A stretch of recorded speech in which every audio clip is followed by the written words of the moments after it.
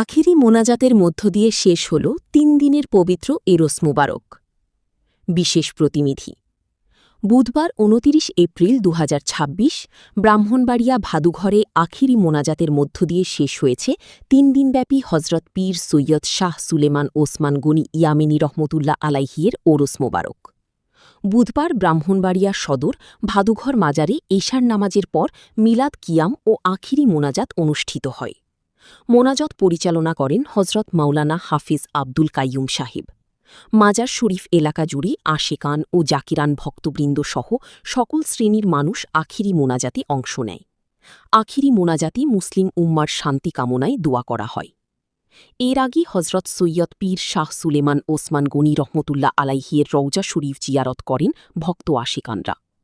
উল্লেখ্য, গত ২৭, ২৮, ২৯ এপ্রিল সোমবার থেকে শুরু হওয়া এই ওরস শরীফে অগণিত মানুষ সমবেত হয়ে জিকির আসকার, কোরআন তিলাওয়াত ও ওয়াক্তিয়া নামাজের সঙ্গে নফল নামাজ আদায় করেন। প্রায় ওরস শরীফ আজকে শেষ দিন। আমরা আমাদের কমিটি এবং যারা এই মাজারে আসে ভক্তবৃন্দ তাদেরকে নিয়ে ৩ নম্বর সুন্দরভাবে হয়েছে।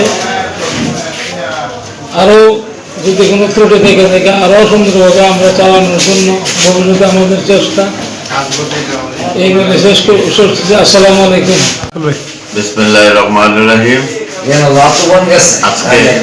আজকে ৩ দিন ব্যাপী বাদুঘর হযরত শাহ সুলেমান ওসমান গনি মাইজলাভি সাহেবের মাজার প্রাঙ্গণের আখেরি মোনাজাত আমরা সম্পূর্ণ করিলাম।